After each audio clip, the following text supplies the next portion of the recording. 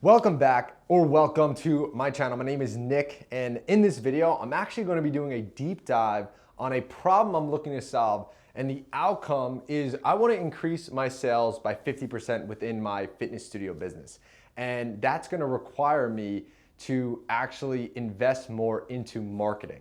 And I want to go over a high-level overview of all the lines we have in the water, so the sources we get our leads from on a consistent basis, and give you a really high-level overview on how I look at my data to dictate where I put resources and money into making a decision, or how we can create leverage. Because if you keep doing the wrong thing, it's just gonna get you nowhere. So this can apply if you are in any business essentially. So this can be very impactful for anyone in business, or if you're in a general manager or a sales or marketing position and you're looking to increase sales with pulling smart levels, right? In the business, as we grow, I've proudly grown my studio to become a 7-figure studio. We have a full sales team. These are the things as the owner that I look at to really make smart decisions. It's not about working hard anymore, because you always got to work hard, but now can you work smart? So there's a lot to go over. I'm excited. I hope this brings you value. And if you have any questions, feel free to comment it below. I'm gonna start this off with my secondary business that my other videos are about, Nutrient X. I'm gonna start off with some Nutrient X right here. So it's 120 milligrams of caffeine, some vitamin D3, magnesium, B12. There's a lemon lime lemonade flavor. Tastes so good, and it's gonna get me fired up for this video. Selfish plug. So let's dive into it. Now, when you look at what's on my whiteboard, we have multiple sources of where we get leads, right? And I really made this aha moment when one day I was sitting in my studio and I was like, you know what? If Facebook or Instagram were to shut down, I would not have any leads. So it's like, how the hell do I get my leads? And it's not just paid marketing. There's so much that can go into marketing overall. And when it comes to marketing, your goal is to make your company omnipresent. So what's gonna happen is someone's gonna see an ad, and then they're gonna go to your Instagram, and then they're gonna check your reviews in Google, and then they're gonna find their friend who made a review, and then they're gonna pass by, and there's all these things that finally let them take action 6 months later. So in the fitness studio space, or in most businesses that have a lot of competition, or the consumer has a lot of options to choose from, it's really important you position yourself for the long term, because the more people are seeing you, it might take them 2 to 3 years to actually take action. So yes, people might know who you are, but they're just not gonna opt in and get all excited. They need something to happen, that like a pain point or something to occur that brings them to looking to a solution, which your business is a solution. So in my fitness studio, the top four lead sources we have are obviously paid ads, referrals, Instagram DMs, and website leads. Now, addition to that, we also run vendor events during certain seasons and quarters. We have partnerships with apartment complexes. So there's more lead sources when we get to more of the Q2, Q3 in the warmer weather. But for now, we're gonna review basically, if you can see, I have October of 2024, November 2024, December 2024, and January of this year. And we obviously, it's the 28th right now, so we still have 3 days left of closeout week. So when we look at the lead source, this is what I look at, right? So if you do not have this data, take time to find it and actually do the math and figure it out. And I know that might be dreadful, but you have to do it. It's the boring work that is so critical for you. And you can actually do it once, create a Loom video on how to do it, and then hire a virtual assistant to do it for you, or just out delegate it to someone on your team, right? Now, that's a whole other video, but it's so critical. So my executive assistant, who works in the Philippines and works with my team and me, she makes this lead source, updates it every week, because I want to know exactly where our leads are coming from and what these leads are coming from, if they're booking and if they're signing up, right? So let's look at the cold hard data. So you notice that there's red, blue, and green, blue, and red. if you assume green is good, blue is okay, red is bad. So the outcome that I'm looking to achieve is I want to increase my sales by 50%. So for context, right, we ended 2024 by consistently having a 70% close and show rate. So again, this doesn't just apply to the fitness studio space. This applies to any business. If you run a service and you have an appointment, that leads to a sale. So it's usually the lead comes in, someone books that person or they book it themselves. In our case, we're always booking it for them.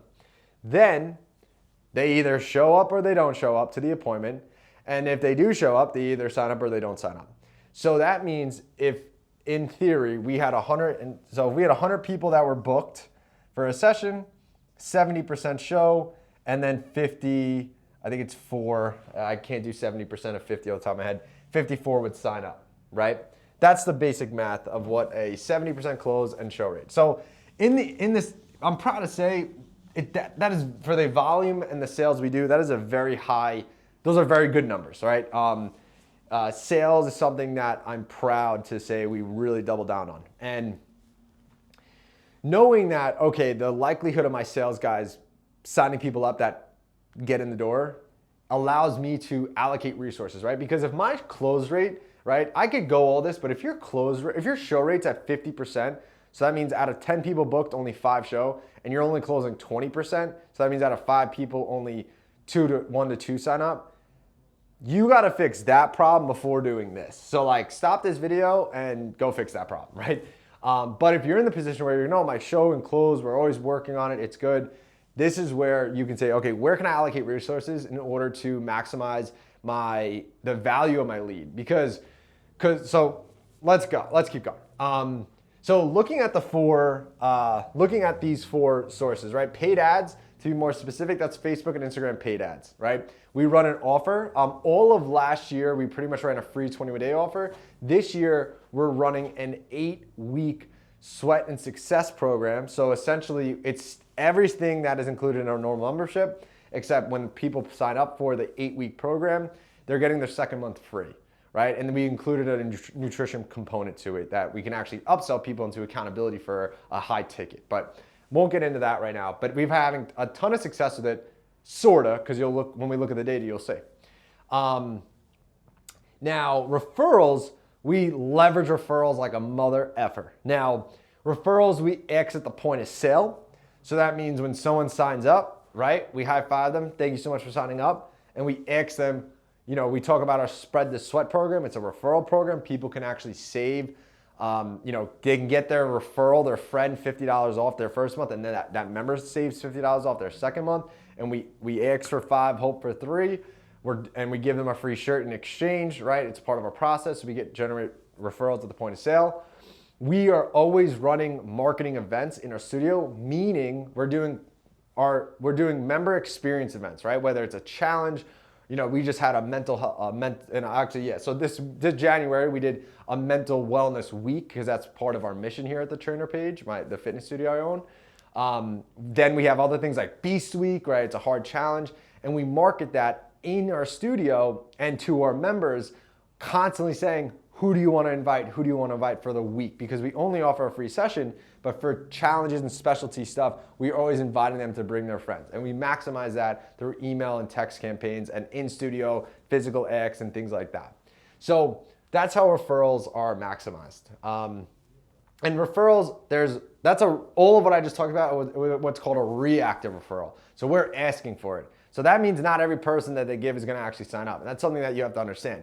A proactive referral is when someone comes to you and says, hey, my friend wants to come with me at 10 a.m. and they're interested in signing up. That's a proactive referral. Proactive referrals are like the god of all referrals, right? Because that means the person is pretty much ready to buy and they're like ready to go. Just think about the time you referred your friend to something and you went to a place and you're like, hey, my friend's coming, they're ready to sign up. Like, they already did the selling for you. So the more proactive referrals you have in your business, the more you're winning, right? So the referrals is a combination of all of them. Instagram DMs, this is really simple. When you get a new Instagram follower on your business page or your Facebook page, someone engages that isn't a client, you message them, hey, thank you so much for engaging or following our page or liking our ad. I want to see how you heard about us. And then they say, oh, my friend follows you guys. And they're cool, do I want to give you a free session? And they say yes. And then you just ask for their phone name and phone number. It's that simple. So freaking do it. And then I also gave a talk on that in a gym conference in Nashville. You can see that if you search. I'll tag it, I guess, below.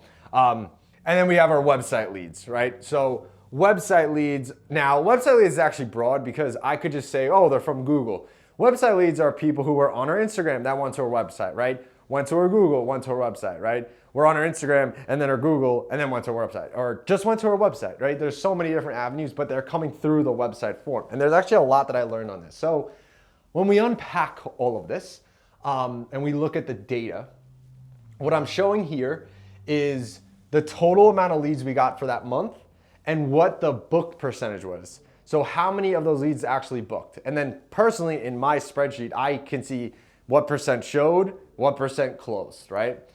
And right now I'm just focusing on, okay, well, where are we booking leads from? And now, so if I want to increase my sales by 50%, I want to think, what is the biggest lever I can pull?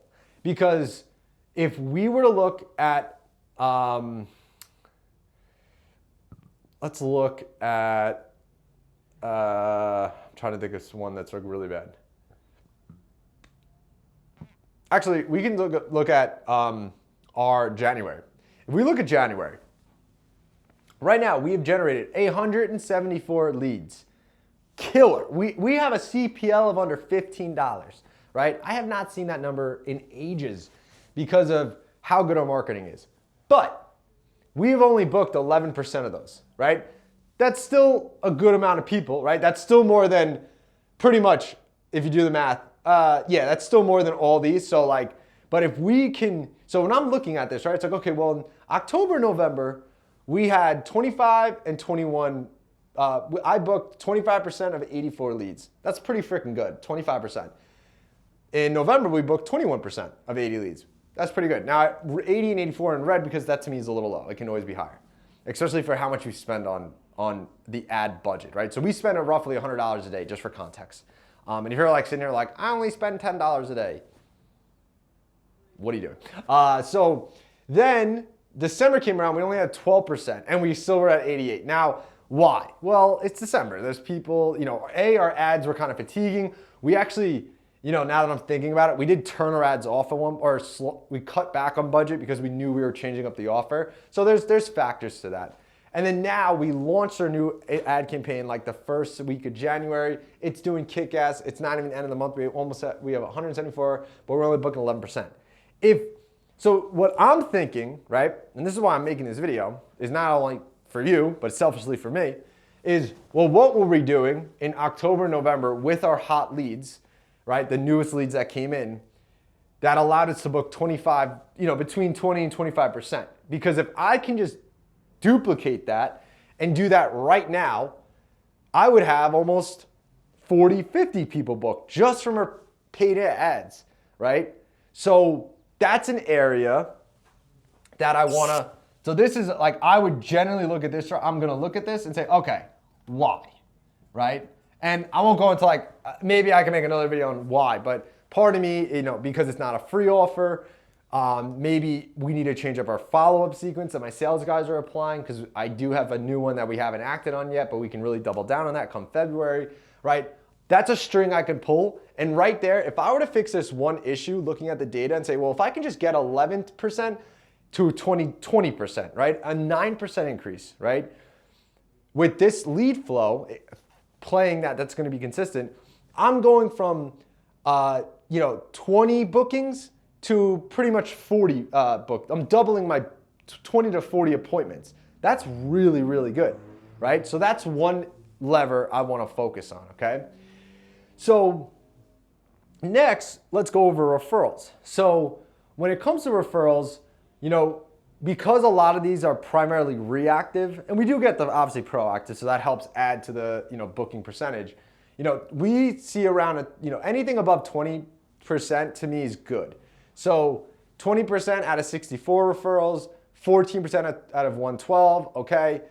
23% out of 101, that's pretty good. And then 30% out of 61. So here for this month, right, we are low in referrals, even though we ran this internal play of the mental wellness week. Yes, we only got 61, but we got 30% of those people to book. That's really good. So what that means is we got around 18 people to book that were referrals versus if I look at 112, this is around maybe a little less, right? I can't do the math, but regardless, looking at this, it's okay, why are referrals down? So then what I just did yesterday is now my GM would take action on it, but she's in Aruba, coming back very soon. So I said, okay, well, I got to step in. I got to talk to sales guys. And I said, okay, who are the new people we have to get referrals from? And there was a list of like 8. So then my sales guys know who they got to go out and ask, who do I need to ask for referrals and where can I generate leads, right? So that's an area that, I'm going to look at for this month. And I know I'm a little being biased going over this month because this is essentially where the problems are aligning. But it's always good to look on past data, but also know, like, for context, it's end of Q4. Typically, you're looking for like a 0% growth in Q4 because it's a very tough month. People aren't maybe that motivated to work out. So, okay, cool. When I look at referrals, if we can generate, 100 referrals, right? That would have been 30 bookings compared to 18. So right there, if we were able to fix this issue and keep that number the same, so now if I were to fix these 2 alone, right? So think about this. I want you to really think about this.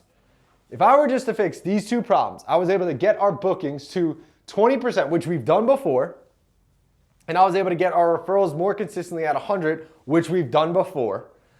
That would add a net total, so not total, like a net addition this month of 18, 12, 32 appointments. So now 32 appointments, right? Now times that by 7, and then times that by 7, right? That would essentially be 70% of 32 is, that's, oh my God, 9, so minus 9, so that's 24, times that by 7, that is, so just minus 6, 18, no, holy crap, I'm bad at math, 16, right? No, 16, so 18. So let's just call it 15 to 18 new, so if I were to fix these 2, right? Everything was the same, hypothetically, next month. But we were able to get this up to 20% and get this up to 100 referrals. With that alone, keep knowing that my close and show will probably be the same. I would be adding 15, at least 15, upwards of 18 new members. Now, if we've signed up 30 members, okay, and my goal is to increase sales by 50%, by these 2 things alone, I am pretty much solving the problem, right? Because if I have 18, if I have, so essentially we have around 35 to 40 new signups per month. So let's just call it 38. 50% of 38 is around 18. Problem solved. I win. I can stop this video right now and get working on it, right? But I now can see, now let's keep going though, but you see this is what I'm trying to stress to you. Like, this is why having your data and understanding it is so important. This is what I do every single day. Like, I love this shit. And I figured, why not take this, make a video on it. I know I'm gonna make my GM watch it so she can start thinking like this and looking at the data that we have, right, on the trackers. But maybe you can get value out of it, right? So now, let's take a step back. Instagram DMs. So we could see here, we had 15, but we booked 80%, right? Okay, cool. 10 leads, 80% again. 10 leads, 50%. I think 50 is really good still, so that's why it's blue. It's only 633. All right, well, let's just say I were to get this at 10 and get this to 75 or 70%. Boom, right there, that would have gave me an addition of, this is 2. I would have tripled the output there. Meaning, so 30, if we're only booking, we got 6 total Instagram DMs so far and we only booked 33%, that means we only got 2 bookings, right? So if I were to get 10 and this is at 7, that would basically mean I would be 3.5x, 3.5xing the output there. So that would have generated an additional net 2 plus 5 opportunities, right? Now, I want to pause on this actually. Don't pause the video, but let's go in on this. So I wonder if, I'm curious. It's funny. I feel like the guy from Blue was like, do you see what I see? So what I mean is, where do you think I have a huge opportunity? Based on, don't even worry about this. Let's look. 15, 80, 10, 80, 10, 50. So you're telling me I'm booking 80% of these leads, or even 50% of these. Where do you see those type of numbers on a conversion here? You got 25, 14, 12, 23, 11, 47, 52. Like 80% is nuts. And we did that for 2 months in a row. So you're telling me, so let's just say we kept it at 50. Just play worst. I'm always playing worst case scenario, right? Anytime I make a decision, you got to think, what's the upside? What's the downside? Can I live with the downside? Always go with the worst case and always think downside, because then your expectations are lower and you don't get upset if it actually happens, because sometimes it does. So, well, what if I were to 5x that output and I was able to get 50 Instagram DMs? So I were to put more money into, and if I were just to say, you know what? I want to get 50, so I'm excited right now, probably because my Nutrient X is kicking in. So let's just say, I'm going to draw a line right here. We were to bring, let's just say, call it 50%. And I were to say, you know what? I want to get 3x that.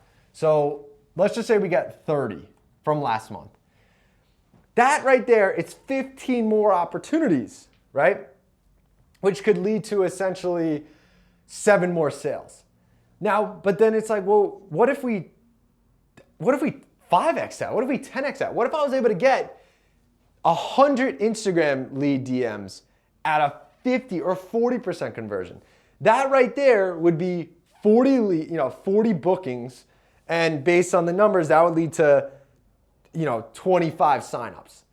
Because we know, based on data, if we can consistently keep that lead to booking at above 50%, and I can put more of my resources into just double, tripling, quadrupling, 5xing it, because like 10 to 50 is a 5x, but realistically, that's not anything absurd, right? Going from 150 to 500, that's a lot. So there's an opportunity here, and I've known that, but now I see a drop.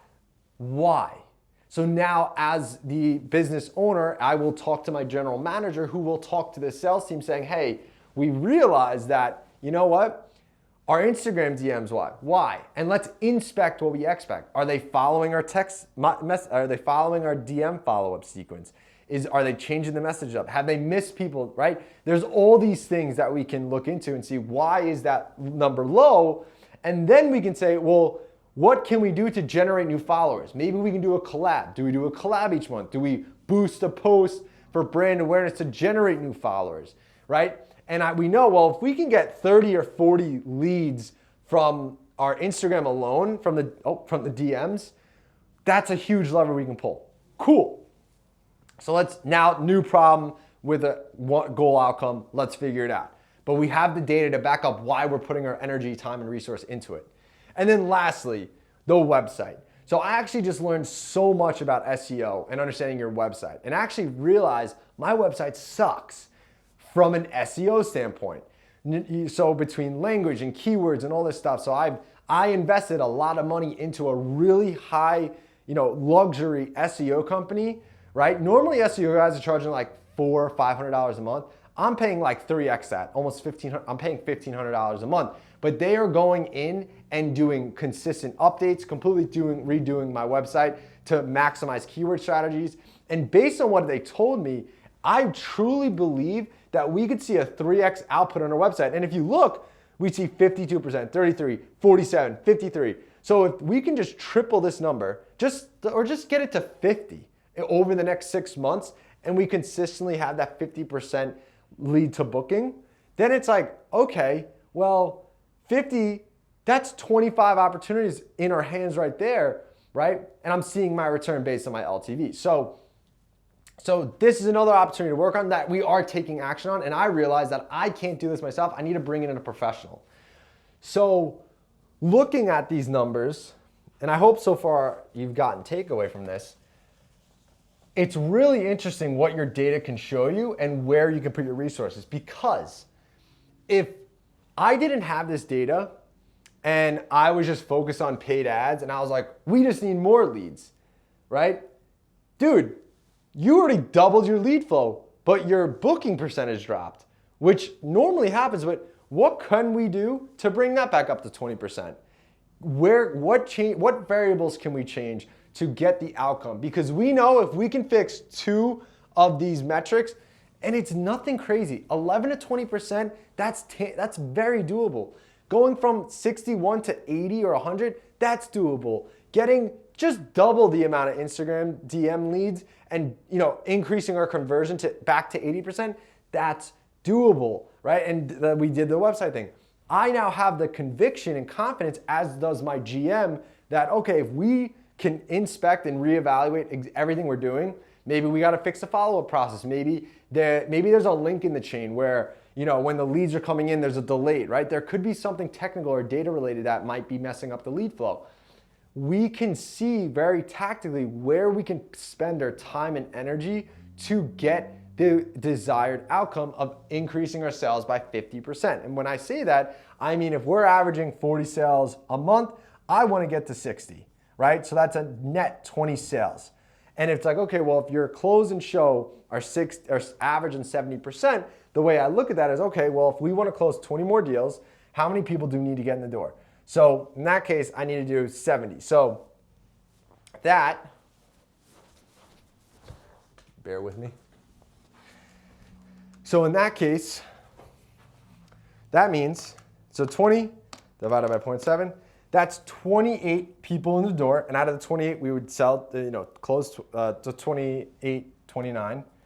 And then out of that, we would need to get 40 more appointments, right? On average. It's like, okay, so if we need 40 more appointments, right? And I were to get this number to 20, that means right off the bat, that would be, if we were to get this to 20 and we were to get this to 80 or 100 and get this back to 50%, we can now have the conviction and the actual data to go to our team and say, hey, these are the areas we need to focus on because that's how we're going to increase our sales by 50%.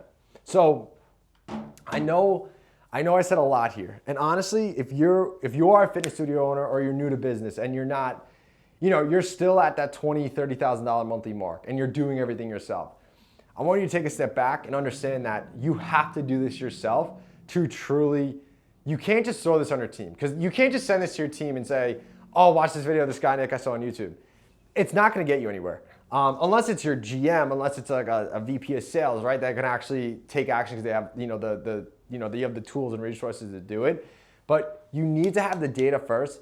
And one of the biggest shifts that allowed my studio to go from generating 20K a month to now 80 plus a month was me saying, okay, I need to create systems and processes. I need to do it myself. And then I can train someone on how to do it and take that step back as a business owner and work on the higher leverage things.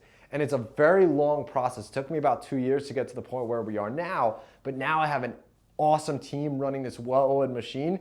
And now as the owner, I have so much more time. I can look at this data and make this content and do all these things and also pursue another venture because I have the trust that my team can execute on what we're working on. And this is where this is the big leagues, right? The C-suite, right? The executives are making these decisions because tweaking these numbers are the variables that compound and have you grow by 50, 100, 200, 300% over an annual cadence. Okay?